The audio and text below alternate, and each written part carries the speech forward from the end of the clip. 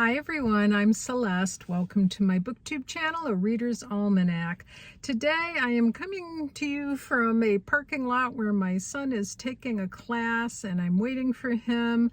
Alas, I have forgotten my microphone and I can't go home and get it, so I'm sorry about the sound quality of this video. I'm just filming with my phone in a parking lot and don't have my mic, but there you go. I'm just catching you up on what I've been reading lately. I have 4 books to share with you today, so let's get into it. The first book is Passing by Nella Larsen, and I'm so glad that I finally read this pretty slim novel. I don't even know if you would consider it a novel or a novella. This book was first published in 1929, and it's Larsen's investigation, or I guess examination, of the various ways in which people all try to pass. Now, the primary way that people try to pass in this particular novel is racial, but there are many different types of passing which are investigated, not just racially, but through gender, through social class, and every other intersectionality that you can think of.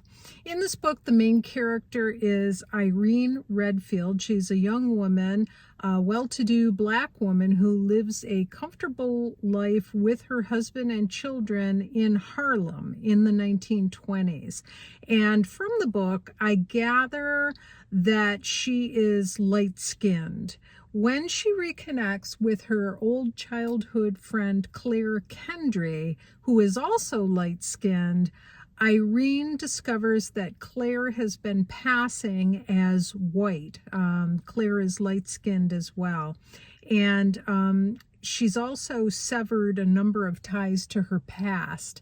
And she hides the truth from her racist husband. I don't think I'm really giving a lot away or giving huge spoilers with this book, because those conceits in this novel are pretty well known. But in any event, Claire finds herself drawn to Irene, but at the same time repulsed by her passing. She loves how confident and at ease Claire seems, and she has sort of a fascination with her and her appearance as well. She's always commenting on her light hair and her beautiful eyes, for example. Claire, at the same time, finds Irene fascinating, and how strong Irene feels ties to her Black identity. And also Irene has a sense of belonging in the Black community. She's on different social committees and things like that. So they're both kind of fascinated with each other. Nella Larsen didn't write very much, apparently, and she was apparently in her lifetime a librarian and a nurse. And it's just so fascinating to think about her working as a nurse or a librarian, and yet having this whole world of this novel in her head kind of percolating, and the characters coming into being. The way that Nella Larsen describes the characters' clothing, their personalities, their moods, the looks in their eyes as they regard each other and what's going through their heads, what they're thinking. It's definitely kind of what I would call a camera lucida moment, very close up and personal. And it's a novel of, I would say, observation. And the entire concept of passing is just so heartbreaking, and the depth of the author's declarations throughout the book about race, about gender, about religion, and more is just incredible. I will say that the end of the story has me a bit perplexed. It was quite startling and quite abrupt.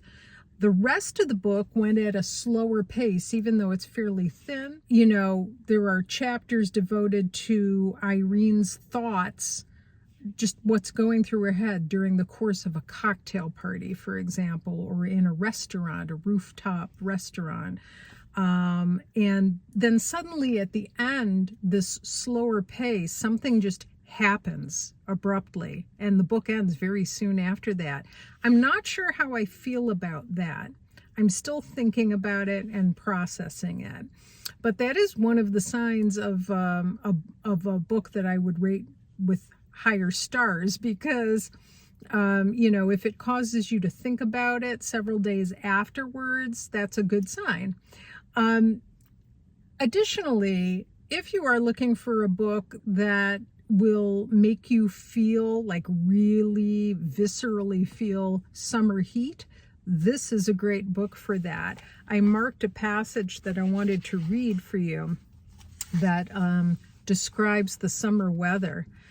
Chicago, August, a brilliant day, hot, with a brutal staring sun pouring down rays that were like molten rain, a day on which the very outlines of the building shuddered as if in protest to the heat. Quivering lines sprang up from baked pavements and wriggled along the shining car tracks. The automobiles parked at the curbs were a dancing blaze, and the glass of the shop windows threw out a blinding radiance. Sharp particles of dust rose from the burning sidewalks, stinging the seared or dripping skins of wilting pedestrians. What small breeze there was seemed like the breath of a flame fanned by slow bellows. It was on that day of all others that Irene set out to shop for the things which she had promised to take home from Chicago to her two small sons. So yeah, it's just like really giving you the Chicago summer heat. And it's very evocative of the 1920s and also about Harlem. So very worthwhile. I'm glad that I read it. I also listened to it. I listened to the audiobook and I followed along with the hard copy. And I'm glad I did. I'm glad that I can finally say I've read Passing by Nella Larsen. The next book that I read was a real cracker of a espionage book, and that is The Ministry of Fear by Greene. Now, I admit going into this, I was a little bit nervous because the only thing I had ever read by Greene before this was Brighton Rock. I read that at university and I didn't like it at all. I wasn't in the mood for it at the time. I didn't understand it. I didn't really get the aesthetic that he was going for. I couldn't picture any of it, and I just hated it. I was bored silly, so I was very nervous going into this one. Now, I did watch a movie adaptation of one of Greene's works, and that is The Third Man. And that I really, really enjoyed. Now, that's a movie. It's kind of a noir movie, a very masterful film starring Orson Welles and Joseph Cotten. So I was nervous getting into this, but I'm so glad that I did. I just found it to be really strange and gritty and a little bit eerie and surreal, but it was fascinating. And it's a very short book. You can definitely read it in a weekend. So The Ministry of Fear was published in 1943. It's a novel that takes place during the London Blitz in World War II. And so it's in London. It's about a man who is very down on his luck, and his name is Arthur Rowe. For various reasons, Arthur Rowe was in a psychiatric hospital and has recently been released. He's walking in a London neighborhood one day and he comes upon, like if you passed by a church and you saw like a little carnival or festival going on to raise funds for a school or for the church. It was like that. So he comes upon this little fete or carnival, and it's the kind of thing where there's a band playing and they're giving out little prizes, and so one of the tables that Arthur passes at this little carnival is a guess the weight of this cake game. And they have this big, lovely looking cake. And you have to guess how much it weighs. And whoever guesses the closest wins the cake and gets to take it home. It just gets crazier and crazier, this book. So Arthur passes by that and thinks, oh, I'll pass on that. And he sees a little fortune-telling booth. He goes into the booth and it's all dark and dim inside. And he has his fortune read. And it's a very strange experience. The fortune teller reads his fortune. Arthur then sits down. He's not quite sure who this person is. And the fortune teller tells him the weight of the cake. And so, you know, basically he's supposed to go back outside and guess the weight of the cake. And so he does, and he wins the cake. And so, you know, that all seems normal enough, but then they come after him as he's leaving with the cake and they tell him a mistake was made. So now we know something's a little bit off. Who does that? Who comes after you and says, sorry, you didn't really guess the weight of the cake after all? So he's trying to leave the carnival to go back to his flat, and the organizers of the festival come after him and try to take the cake back, saying that he guessed the wrong weight and that it was an error. Well, Arthur Rowe refuses and says, look, I donated to your festival. I've given you my money. I paid my money. I won this fair and square. The cake is mine. I'm going home. Let's just forget the whole thing. So he goes home with the cake, and things immediately start to spiral into a very surreal vortex from there.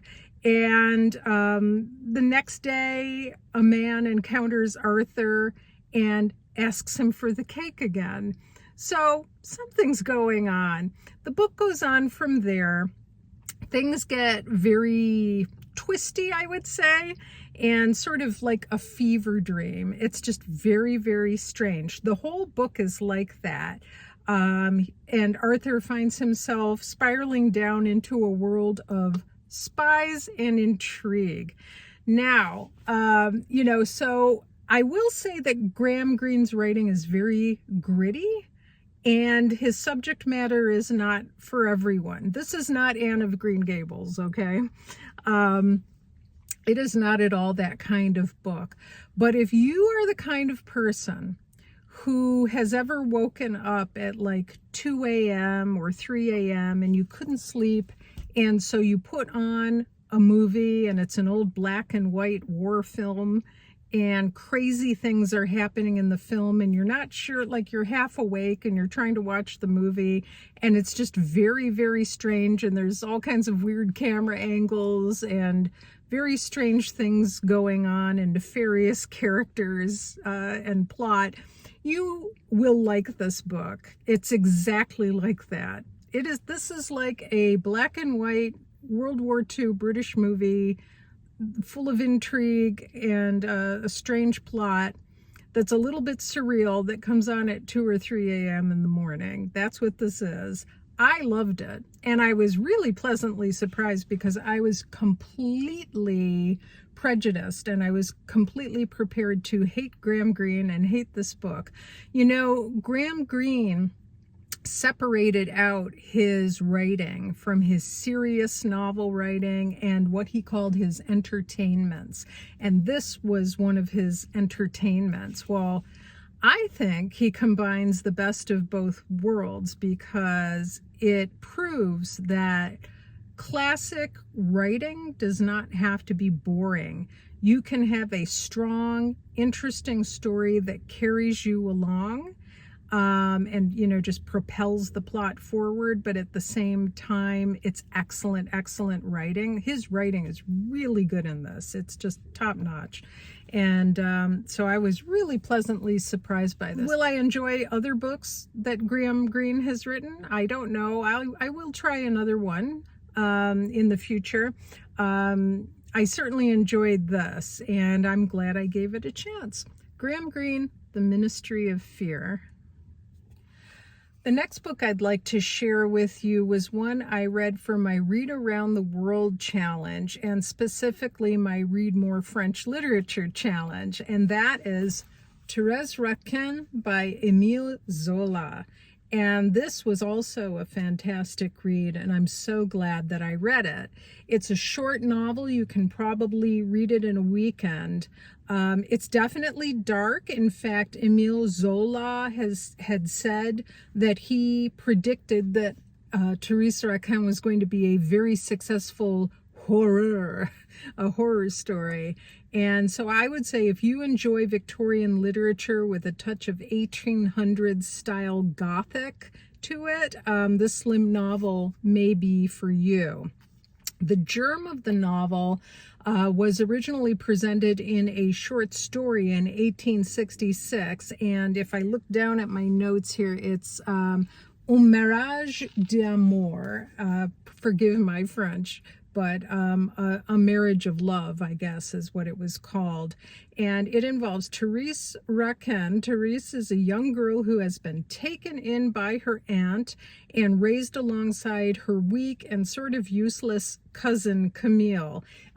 He's kind of ineffectual. He's just kind of not very exciting or dynamic. And so the long-range plan that has been set out for Thérèse is that she will marry Camille and work in this very claustrophobic and dingy atmosphere of a haberdashery shop in the Passage du Pont Neuf in Paris. And that's just like this tiny little alleyway.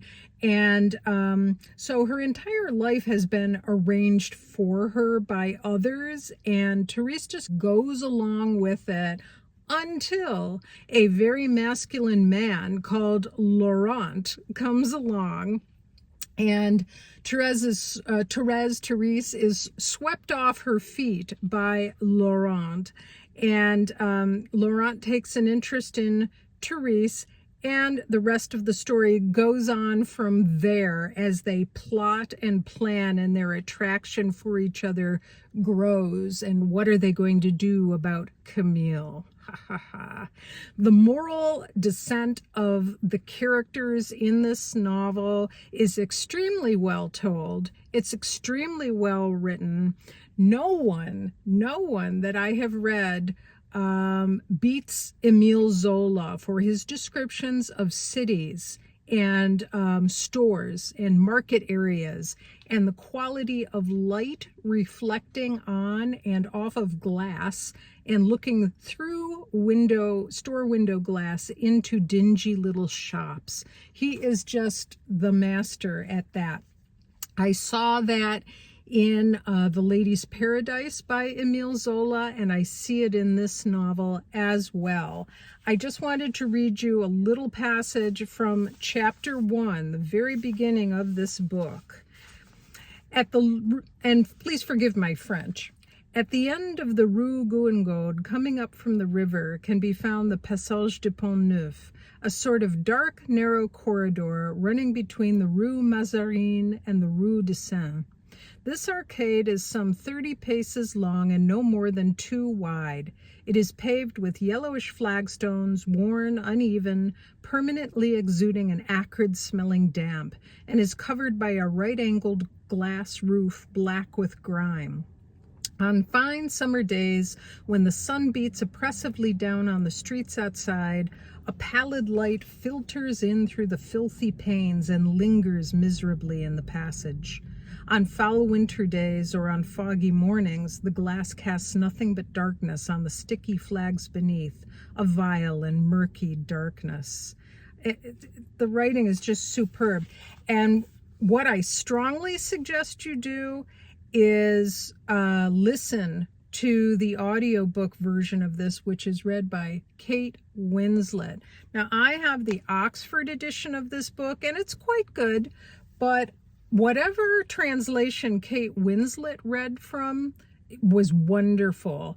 There is just a precision, perfection in the language of the translation Kate Winslet uses, and I couldn't find what it was, by the way. It's not written in the Audible notes. You know, this one was perfectly serviceable, but it really made me notice how much a good translation matters, because there was just an impeccability about the translation she used, which I didn't quite get in this. But in any event, the moral descent of Thérèse and Laurent in this book are just fabulous. The way it's described, the way they connive together and decide to get rid of Camille. And what's even more interesting, I think, is what happens in the second part of the book, because they commit certain acts which afterwards it's very ghostly and again very gothic. They are just haunted by their deeds. And so even though it's not like, you know, supernatural, it's not about monsters or anything like that, I would still say that if you enjoy Victorian Gothic literature and you're interested in reading something from France, something a little bit different that's set in Paris instead of in London or in England, and you know, you've already read Dr. Jekyll and Mr. Hyde or The Picture of Dorian Gray, etc., you might want to pick this one up and give it a try. It's not like a monster story, but it has some Gothic elements, and I just found it fascinating. I am so pleasantly surprised by what I'm reading from Émile Zola. It's really, really well written. I believe it's one of his earlier works, and I'm so glad I read it, and I hope you'll give it a try sometime too. So the last book that I would like to share with you is a science fiction novel. I don't know why, but I love reading science fiction, especially in the summertime. It's something that I used to do when I was younger, and I got away from it somehow. And so this summer I was bound and determined I was going to read at least one work of science fiction, which I did, and that was The Day of the Triffids by John Wyndham, and I love this edition. This is published by Penguin, and you can get most, if not all, of John Wyndham's wonderful novels in this format with this fantastic artwork by Brian Cronin. So The Day of the Triffids is a science fiction novel written and published in 1951 by John Wyndham, and it is about a man called Bill Mason, who is a single man, and he is in hospital recovering from eye surgery, and he's had bandages over his eyes, and he's just been bed resting.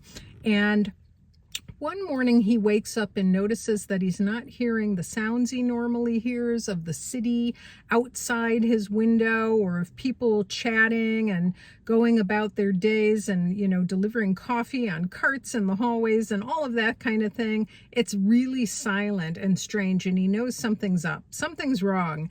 And so he slowly takes off his bandages and adjusts his eyes to the light, and starts to look around, and something is really queer, because as he's going through, he goes to the door of his room and he starts to look down the hallway of the hospital. There are marvelous scenes of him checking out the hospital and trying to figure out what's wrong and where is everybody.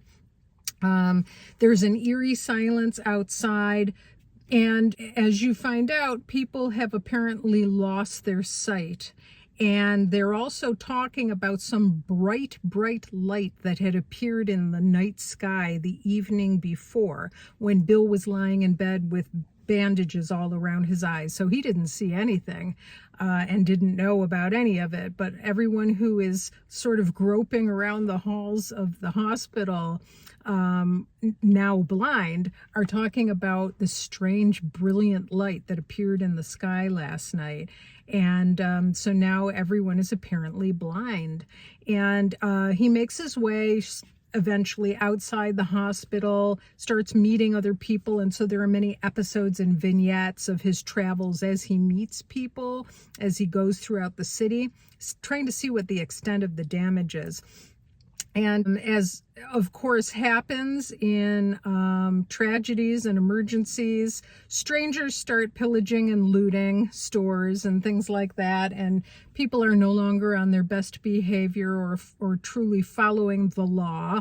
And, you know, and the story goes on from there, and you find out what happened. Oh, and by the way, at the same time, there are these 7-foot tall plants known as Triffids, plants that can, they can walk, they can kill a man with one quick lash of their poisonous stingers. So there's that going on too, which kind of ups the ante of this game and makes it more interesting, you know, because people are blind. So how do you stop yourself from being attacked by these things?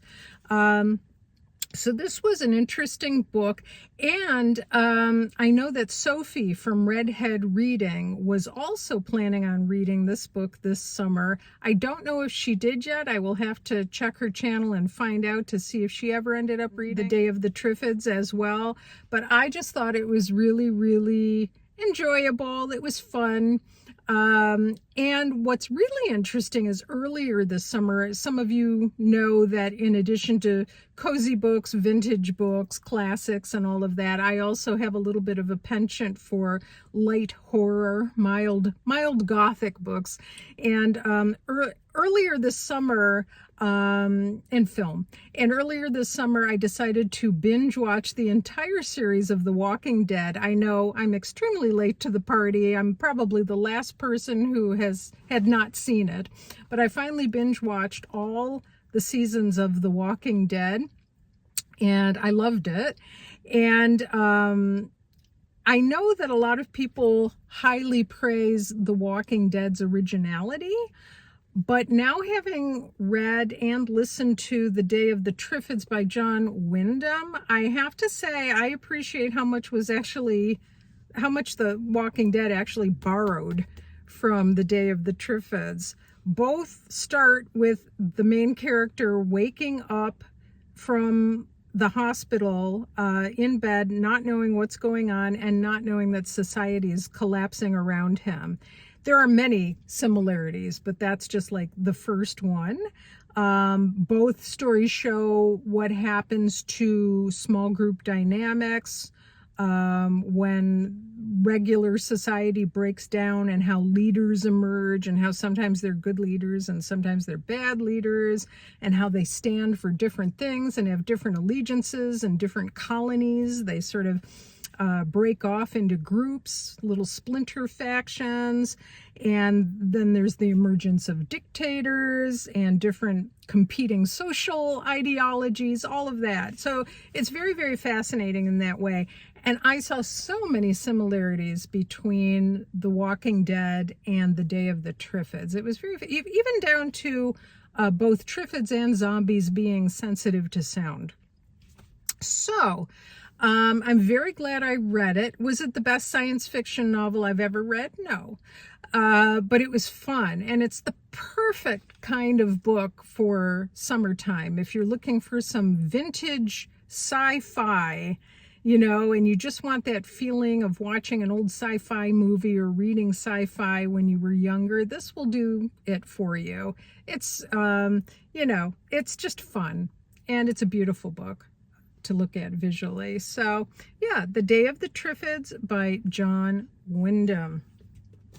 That is everything I have for today. Again, I hope the sound quality was not horrible. Sorry, I forgot my mic. And I will be back again soon, because I do have a sort of a part 2 to this with the rest of the books I've been reading this summer. So I'll be doing kind of a wrap up. And hopefully I will have my microphone then. Thanks for joining me. Let me know in the comments below what you've been reading as well. And we'll see you again real soon. Bye-bye.